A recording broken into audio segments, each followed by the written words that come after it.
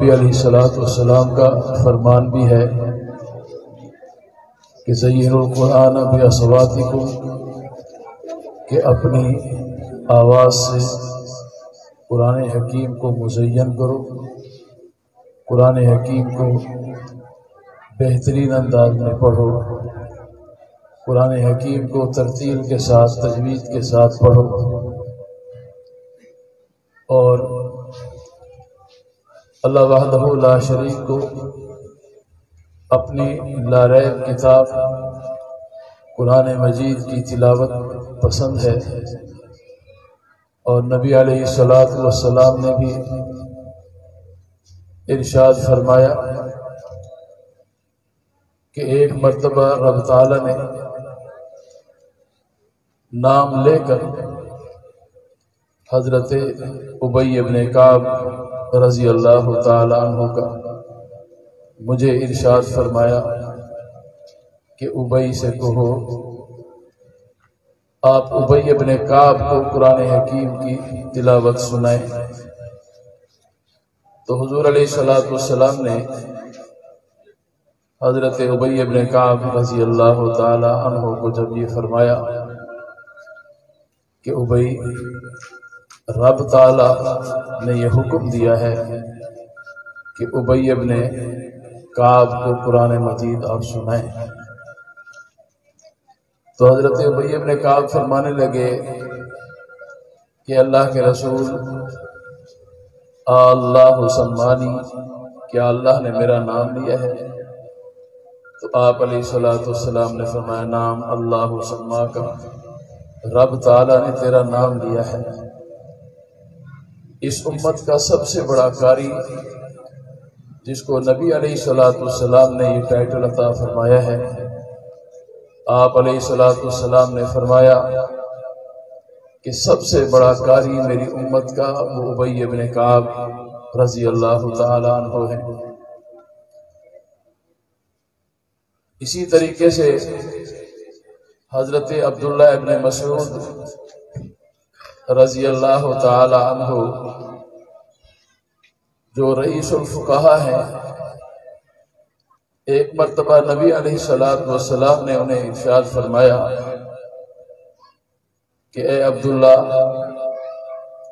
مجھے قرآن پڑھ کر سناؤ۔ تو حضرت عبداللہ بن مسعود فرمانے لگے حضور، قرآن آپ پر نازل ہوا ہے، آپ سے بہتر کون پڑھ سکتا ہے؟ تو نبی علیہ الصلوۃ والسلام نے فرمایا کہ نہیں، میرا دل کرتا ہے اور میں اس بات کو پسند کرتا ہوں اپنے علاوہ کسی سے قرآن حکیم کی تلاوت سنوں۔ تو حضرت عبداللہ بن مسعود فرماتے ہیں میں نے سورہ نساء کی تلاوت شروع کی، حضور سرور کونین صلی اللہ علیہ وسلم میری تلاوت سن رہے ہیں۔ جب میں نے تلاوت ختم کی اور نگاہ اٹھا کر جب سرور کونین کے چہرے انور پر ڈالی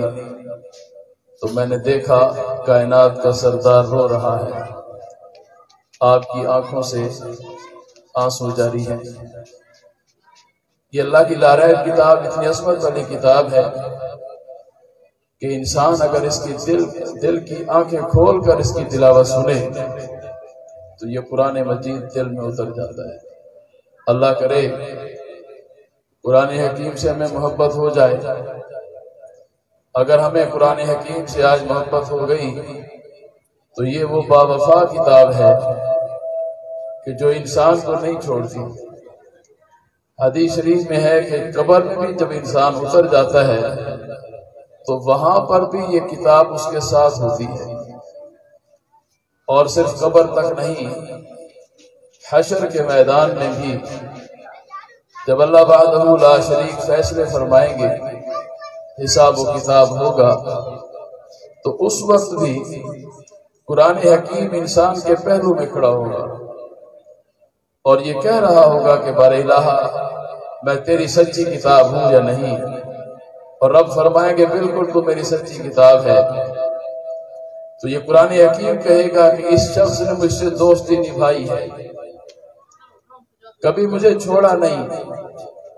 آج میں بھی اس کو اس وقت تک نہیں چھوڑوں گا جب تک کہ اس کے لیے جنت کا فیصلہ نہ ہو جائے۔ تو نبی علیہ الصلوۃ والسلام نے ارشاد فرمایا کہ اللہ وحدہ لا شریک اس کی سفارش کو قبول فرمائیں گے۔ تو اس لیے میرے عزیز دوستو، قرآن حکیم کی نسبت سے یہاں جمع ہیں اور قرآن حکیم کو سننے کی سعادت ہمیں نصیب ہو رہی ہے، اور انشاءاللہ العزیز ابھی جب آپ تلاوتیں سنیں گے قرہ حضرات کی تو کوئی بعید نہیں ہے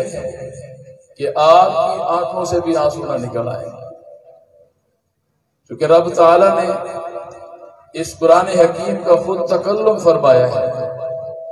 یہ اللہ وحدہ لا شریک کے اندر سے نکلی ہوئی کلام، اسی لیے اس کو کلام اللہ کہا جاتا ہے۔ باقی جتنی آسمانی کتابیں ہیں ان کو کلام اللہ نہیں کہا جاتا، ان کو کتاب اللہ کہا جاتا ہے۔ قرآن حکیم کو کلام اللہ اسی لیے کہا جاتا ہے کہ اس کا تکلم اللہ وحدہ لا شریک نے خود فرمایا ہے، اس لیے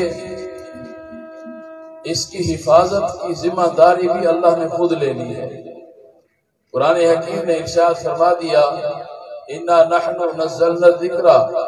وَإِنَّا لَهُ لَحَافِظُونَ، ہم نے اس کو نازل کیا ہے، ہم خود ہی اس کی حفاظت کریں گے۔ اور جب جبرائیل امین قرآن حکیم لے کر آتے تھے تو بخاری شریف کی روایت ہے کہ نبی علیہ الصلوۃ والسلام جلدی جلدی پڑھنے کی کوشش کرتے ہیں، کوئی لفظ رہ نہ جائے، اور اس کوشش میں حضور علیہ الصلوۃ والسلام کو مشقت اٹھانی پڑتی ہے۔ تو اللہ وحدہ لا شریک نے ارشاد فرمایا لا تحرک به لسانک لتعجل به ان علینا جمعہ وقرآنہ فَإِذَا قَرَأْنَاهُ فَاتَّبِعْ قُرْآنَهُ ثُمَّ إِنَّ عَلَيْنَا بَيَانَهُ۔ محبوب، آپ کو فکر کرنے کی ضرورت نہیں ہے، آپ اپنی زبان کو جلدی میں حرکت مت کریں کہ کوئی لفظ کوئی حرف رہ نہ جائے پڑھنے سے، یہ ہماری ذمہ داری ہے، ہم آپ کو پڑھوا بھی دیں گے، بیان بھی کروا دیں گے۔ تو حدیث میں آتا ہے جب جبرائیل امین قرآن حکیم کی آیات لے کر آتے تھے، نبی علیہ الصلوۃ والسلام اس کو سنتے تھے، اور جیسے ہی وہ وحی ختم ہوتی آپ علیہ الصلوۃ والسلام کو پوری آیات یاد ہو جایا کرتی تھی۔ تو عزیز دوستو، اس کی حفاظت کی ذمہ داری میرے رب نے لی ہے، اور یہی وجہ ہے کہ آج 1450 سال ہونے کو ہیں، قرآن حکیم کا ایک حرف بھی کوئی تبدیل نہیں کر سکا ہے، اور اللہ وحدہ لا شریک نے اس کی حفاظت بھی ایسے کی ہے۔ حجاج بن یوسف جو ظالم و جابر، ہر کسی کو پتہ ہے کہ وہ ظالم و جابر مشہور ہے، اور اللہ وحدہ لا شریک نے اس سے کام لیا۔ اتنا ظالم و جابر کے صحابہ کے خون سے ہاتھ رنگے ہیں اس نے، لیکن قرآن حکیم کے جو اعراب لگے ہوئے ہیں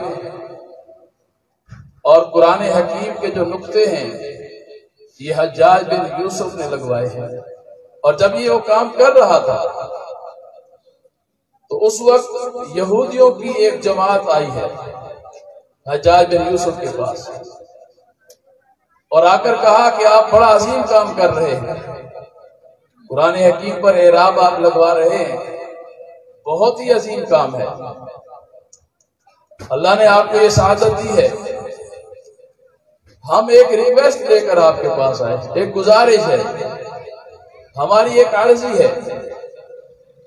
اگر وہ آپ سن لیں تو ہم آپ کو خوش کر دیں گے۔ اور یہودیوں کا یہ وتیرہ رہا ہے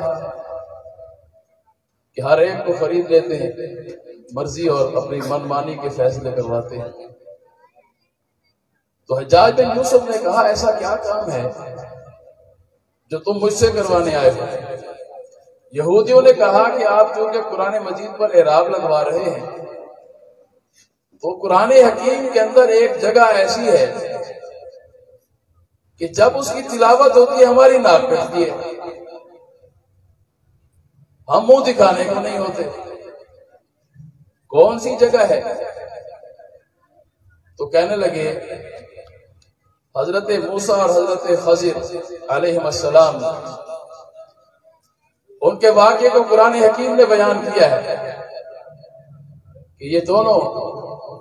بزرگ ایک بستی میں گئے ہیں اور وہ بستی یہودیوں کی تھی۔ تو انہوں نے جا کر ان سے کہا کہ ہم مہمان ہیں، مسافر ہیں، ہماری مہمانی کرو۔ تو قرآن حکیم کہتا ہے فَأَبَوْا أَن يُزَيِّفُوهُمَا، کہ اس بستی والوں نے انکار کر دیا، انہوں نے کہا ہم آپ کی مہمانی نہیں کرتے۔ تو جب بھی یہ قرآن حکیم کی آیت پڑھی جاتی ہے لوگ ہمیں تانے دیتے ہیں کہ یہودیوں تم تو وہ ہو کہ جنہوں نے پیغمبر کو بھی کھانا نہیں دیا۔ تو آپ ایک کام کر دیں، یہ جو ابو ہے، ابو کے معنی ہوتے ہیں انکار کر دیا، فَأَبَوْا أَن يُزَيِّفُوهُمَا، انکار کر دیا مہمان نوازی سے۔ آپ ایسا کریں اس بات کو صرف تا بنا دیں، ایک نقطہ لگانا ہے صرف، ابو کو اتو کر دیں، خوش کر دیں گے ہم آپ کو۔ ایک نقطے کا اضافہ کرنا ہے، وہاں سے تا کرنا ہے صرف۔ اتو کا معنی ہوتا ہے کہ انہوں نے مہمانی دے دی، ابو کا معنی ہے مہمانی سے انکار کر دیا۔ تو یہ ایک چھوٹا سا کام ہم آپ سے کروانے آئے ہیں، اور یہودیوں کو بھی پتہ تھا کہ یہ ظالم و جابر انسان ہے، لیکن چونکہ حفاظت کا ذمہ تو اللہ نے لیا ہوا نا اس لا ریب کتاب کا، تو حجاج بن یوسف نے کہا کہ اچھا تم مجھ سے یہ کام کروانے آئے ہو، بیٹھو پھر میں آتا ہوں۔ اندر گیا اور تلوار لے کر باہر نکلا ہے اور ان سارے یہودیوں کے سر تن سے جدا کر دیا، سب کے سر قلم کر دیا کہ تمہیں جرأت کیسے ہوئی ہے کہ تم اللہ کی لا ریب کتاب جس کی حفاظت کا ذمہ اللہ نے لیا ہے اس میں مجھ سے تبدیلی کرانے کے لیے آئے۔ یہودیوں کی ماں مر گئی، جرأت نہیں ہوئی پھر۔ تو یہ وہ عظیم کتاب ہے جس کے ایک ایک نقطے کی حفاظت بھی میرے رب تعالی نے کی ہے۔ اس لیے ضروری ہے کہ ہم اس قرآن حکیم سے اپنی دوستی لگائیں، قرآن حکیم سے اپنا تعلق پختہ کریں، روزانہ کی بنیاد پر قرآن حکیم کی تلاوت کریں، خود بھی اور اپنے بچوں کو بھی قرآن مجید کے قریب کریں، تاکہ محشر کے میدان میں بھی یہ قرآن حکیم ہم سے دوستی نبھائے۔